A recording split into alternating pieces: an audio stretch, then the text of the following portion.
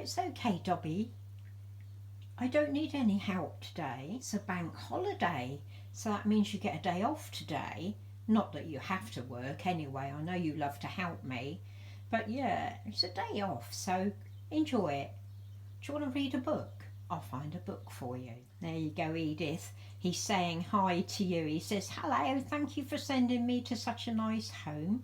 He's having a lovely time, and I hope you are too, and you're enjoying the bank holiday. I'm sorry that these comments are still not working. I answer people and it's not coming up, so don't think I would ever ignore you. I wouldn't.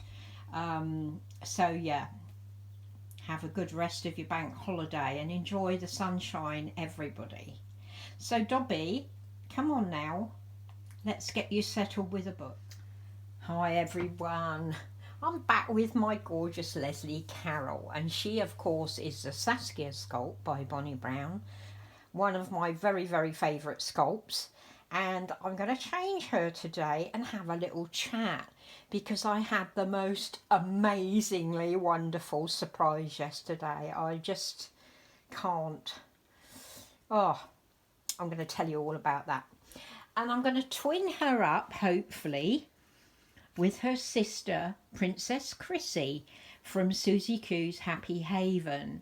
And I sent Gal this lovely two-piece Babadoo set, and it's such a lovely summery outfit, and it's such a beautiful day here again. I wanted to change my beautiful Lesley Carol, and it's yellow and white check little top with a big white ruffle around the neck and big butterfly sleeves with white ruffles on. And then it's got a pair of little knickers to go with it in the yellow and white check. It's such a pretty outfit. She's going to have some long yellow socks with a bow on. And I ought to have white shoes, but I just love these little shoes, and they're kind of a beigey colour, so I'd like to put those on her. They're really nice. They're mayoral and they're kind of sparkly, and they've got a sparkly rosette on the front of them. So cute, and I want to put those on her. And a little headband that Dobby found out for me, which is white with a little yellow butterfly, and I think that's all going to work out beautiful on her. So come on, sweetheart, let's take this little one off of you. There we go. Look at your hair, darling. Yeah, the most amazing surprise yesterday. I was just blown away by it. You know, I told you, come on sweetheart, that I was going to see Cruella at the cinema with Conrad. Well, we set off yesterday afternoon to go and see that. And I was quite surprised he wanted to see it, actually, because I didn't think it was kind of his kind of movie, his kind of film. And I was looking forward to it, and I was saying to him, is this kind of the lead up to her becoming Cruella de Vil and everything? Come on, sweetheart, over you go. Over you go, baby. There she is. And we were chatting about that. And we gets into the cinema, still no ice cream. I don't know what's going on with the ice cream situation, but no ice cream anyway. There we go, darling. You're going to say, mwah, big kiss to Princess Chrissy, my sister. And I know that you're busy turkey sitting at the moment, that Gail, so you might not even be able to watch this, let alone twin. But I just thought it would be something fun to do if you do have the time, but I totally understand if you can't. There we go, darling. Let's get that off of her. And I'll just undo the poppers on this. There you go. You're going to look at everybody. So we gets to the cinema, right? And it's pretty quiet in there, which for a Saturday afternoon is weird. Anyway, we gets in there. And no ice cream, as I say, so that was a bit of a disappointment. And then we go and get a nice cold drink and go to the desk to book in. And Cruella was in Screen 6, so that's where I was kind of expecting to go. But instead of showing him his phone, which is what usually happens, Conrad just said his name to the man behind the thing, and the man smiled and oh, those fit you nicely, sweetheart, and said, oh, I'll get her for you. And he went off to get the manager, and I thought, what's going on here? And the manager came within about half a minute. I thought we'd done something wrong or something, you know. And she smiled and she said, we're all ready for you. And what? What do you mean all ready for us? You know, totally stunned and dazed. I just didn't know what was happening. And she said, you can come through. And we went through, and Conrad put his arm out to me, you know. So I took hold of his arm and looked at him, and I said, well, we're going the wrong way. Cruella's 6. I couldn't understand what was going on at all, really. And he said, we're not seeing Cruella. And I said, what? We're not seeing Cruella? There we go, darling. He said, no, we're not. And she showed us into... I said to him, you know, what's going on? And the manager showed us into screen 2. And the screen was blank. Whereas usually there's adverts going, you know. And I was just totally mystified. I didn't know what was going on, and the place was empty. And she just said, oh, you can sit wherever you like and you don't need to wear your masks. And I said to Conrad, you know, what's going on? Kind of thing.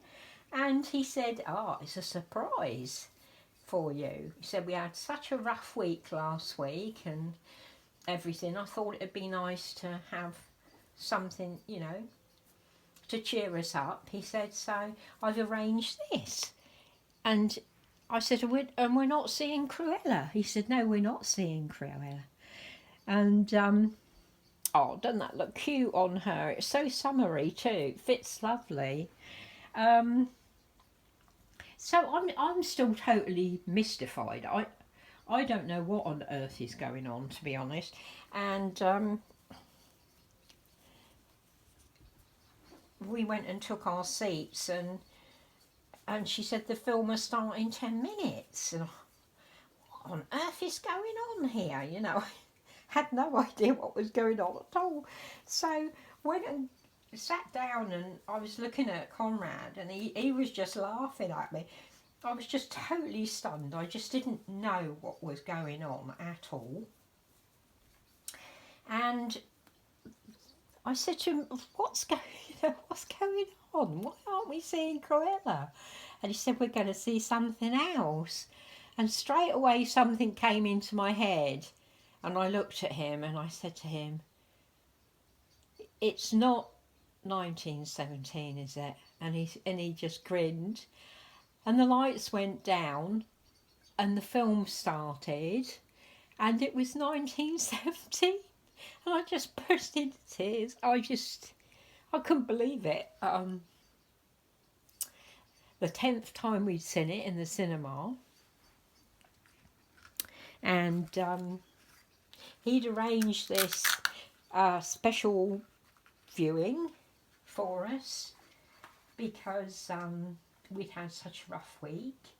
And Cineworld is doing this at the moment. They're arranging, you can have a screen to yourself, and you can do gaming, or you can watch a film, to get some money in, because obviously they've been closed so much. Look at those little shoes. Don't they look adorable on her? I mean, I know they're the wrong colour, but they're just so lovely. She needs white, really, but, And, he'd got in touch with them when he saw this advert and asked if it was possible to get, I'm crying here and just thinking about it, but would it be possible to get 1917 for us, because the deal was that they could get, you could do it for a new film. And of course 1917 came out last year. So the manager got in touch with Paramount, who distributes 1917, and told them the story, that we'd been to see it 9 times in the cinema and that we absolutely loved it and we'd like to round it up and see it again.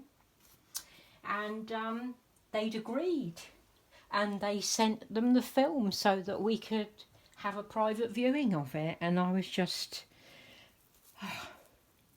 I can't tell you, I was just blown away. I just couldn't stop crying.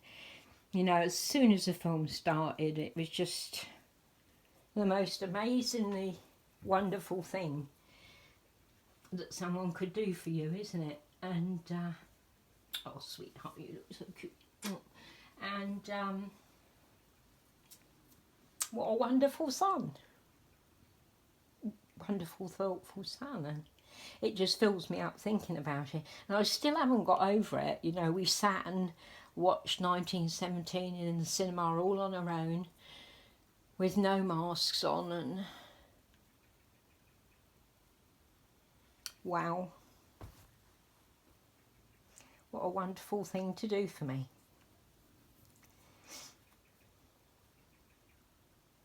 Just so touched by it, you know.